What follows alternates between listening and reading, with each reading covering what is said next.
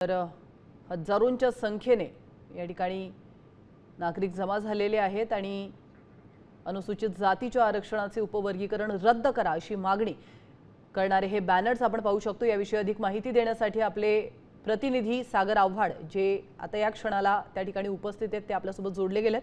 सागर, आपण थेट पुण्यातली ही दृश्य पाहतोय, मोठ्या प्रमाणात जनसमुदाय या ठिकाणी जमलेला आहे, काय नेमकी यांची मागणी आहे थोडं सविस्तर सांगा। नक्की आपण जर पाहिलं तर उपवर्गीकरणासंदर्भात आज विरोधात मोर्चा जो आहे तो आनंदराज आंबेडकर यांच्या उपस्थितीमध्ये होतोय। मंगळवार पेठेपासून या मोर्चाला सुरुवात होणार आहे आणि हा मोर्चा जिल्हाधिकारी कार्यालयावरती जाणार आहे। त्या ठिकाणी सभा जी आहे ती होणार आहे आणि यांची मागणी आहे की दोन समाजामध्ये सरकार तेढ निर्माण करण्याचं काम जे आहे ते करतंय ते आम्ही होऊ देणार नाही। महार विरुद्ध मांग असा हा संघर्ष जो आहे तो भविष्यामध्ये पाहायला मिळेल, तो होऊ द्यायचा नाहीये।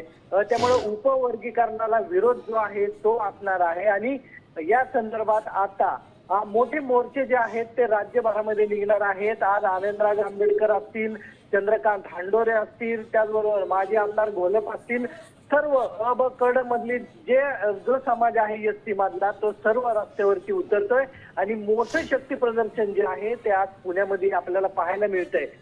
काही वेळामध्ये हा मोर्चा सुरू होईल आणि हा जिल्हाधिकारी कार्यालयावरती जाईल आणि त्यानंतर या ठिकाणी मोठी सभा जी आहे ती होणार आहे। या सभेला आनंदराज आंबेडकर असतील, भीमराव आंबेडकर असतील, त्याचबरोबर चंद्रकांत हांडोरे आणि समाजातील इतर नेते जे आहेत ते संबोधित करणार आहेत आणि मोठी तयारी जी आहे ती या मोर्चाची कलेक्टर ऑफिस परिसरात झालेली आहे। लोक जमायला आता सुरुवात झालेली आहे। पूर्ण पुणे जिल्ह्यातून लोक जे आहेत ते या आंदोलनासाठी हजर होत आहेत। नक्कीच, धन्यवाद सागर, तुम्ही दिलेल्या महत्त्वपूर्ण माहितीबद्दल। साम टीव्ही मी नेहमी पाहतो, त्यावर दाखवलेल्या बातम्या रिलेट करतात।